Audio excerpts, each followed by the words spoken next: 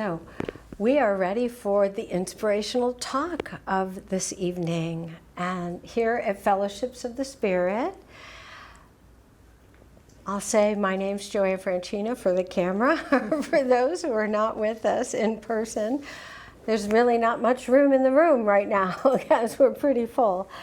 But I am so thrilled to introduce a very, very good friend of mine, actually, Reverend Dr. Annie Shibata, who is going to speak for us this evening.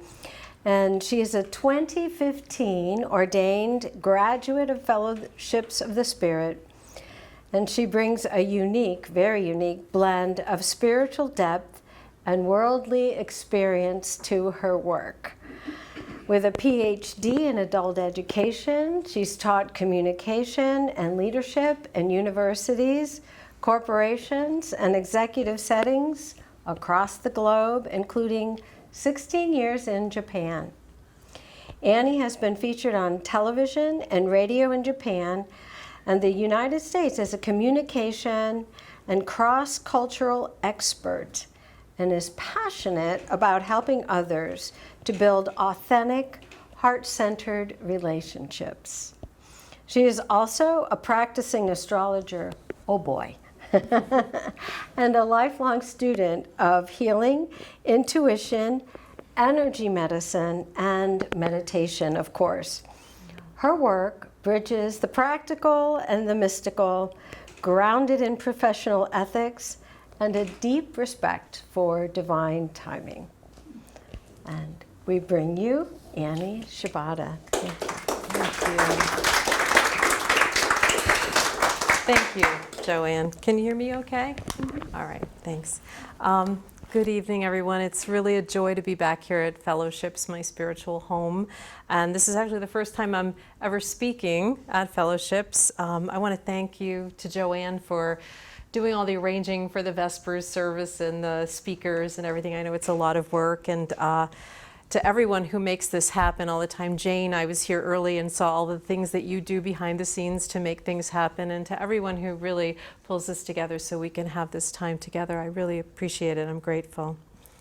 So the topic of enlightenment, I didn't choose it. I was given that topic. And I have to say, when I first heard the topic, it was a little daunting because I thought, well, what do I know about enlightenment, right? I was thinking enlightenment is something that, you know, somebody who meditates all the time, or the Buddha achieves the state of enlightenment under the Bodhi tree, right? So I was thinking of enlightenment as a state of being that's something that we aspire to but can't really reach.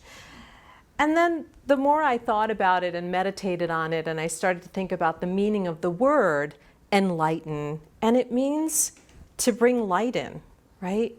So I started thinking about that, and it means not to rise above the human experience, but to illuminate it, right? It's really a way of moving through the world while still living in the world. That's what I think, that's the conclusion I came to as I was working through this idea of enlightenment.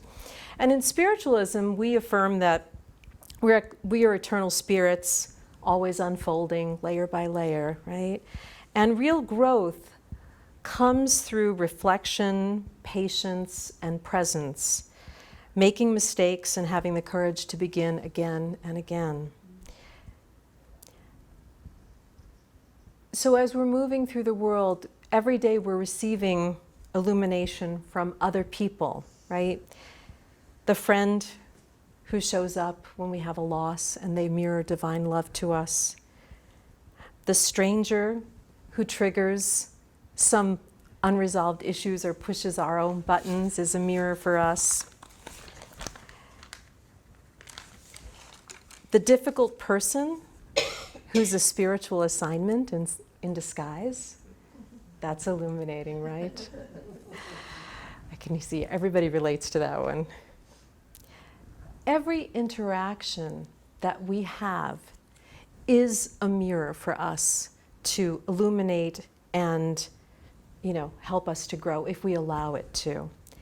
And we in turn bring light to others when we show up for them, when we're the friend who is there for someone in need, when we're helping someone who's suddenly become homeless, when we show up for friends and family who have illnesses or who have issues or who we're hoping will wake up through us sharing our light.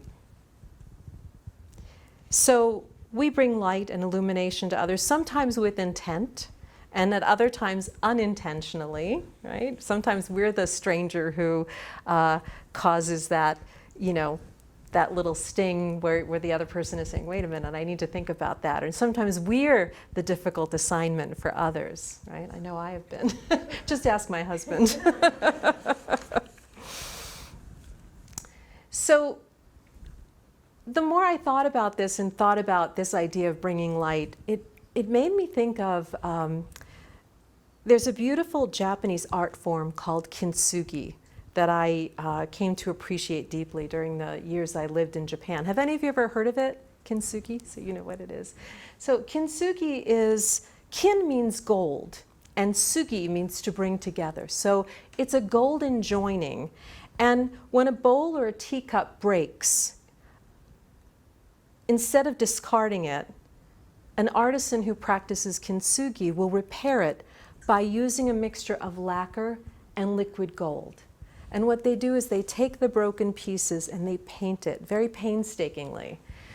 And I wish I had a finished piece to show you. I am not a kintsugi artist, but I just admire it from afar. But the pieces are really beautifully done. And I heard a Japanese kintsugi master once, they asked him, how long does it take to repair a teacup? And you think, oh, a teacup. I broke a vase the other day and I got out the crazy glue and I'm trying really hard to make sure the crack doesn't show anymore, But this kintsugi master said, it can take several months to fix a teacup that is broken. So the cracks in kintsugi aren't hidden, like with the Gorilla Glue that I used. They're honored. The gold traces shimmer where the break occurred. The piece becomes not just whole again, but more valuable and more beautiful for having been broken. Kintsugi teaches us that our wounds are not something to be ashamed of. They're part of our story. And when we let spirit move through us, when we bring light into our broken places, we create something stronger and more sacred. That's what enlightenment really looks like. It's not flawless perfection, achieving a certain state and then being perfect. It's golden resilience. It's the willingness to let our inner light help heal the fractures in ourselves and to extend that same healing light to others. Just like in kintsugi, it's our light that fills the cracks. And when we become vessels of that light, we help mend the world. I heard a lot of talk tonight about concern about the world. The world is in a difficult place. It always is. And, people are suffering. And there are great shifts happening. As an astrologer, I, study that, right? So when we become vessels of light, we help to heal the world by listening with love, by showing up with presence for those that are suffering, by holding space for others as they heal too. Our spiritual path is not about personal peace. It's about collective restoration, bringing golden light to the brokenness we see in our families, our communities, and our world. That too is enlightenment, to let spirit move through us, with us, to mend the broken places with light and love and grace. So today, I invite you to reframe your ideas about enlightenment. It's not something you have to earn or arrive at, but it's something we can practice every day.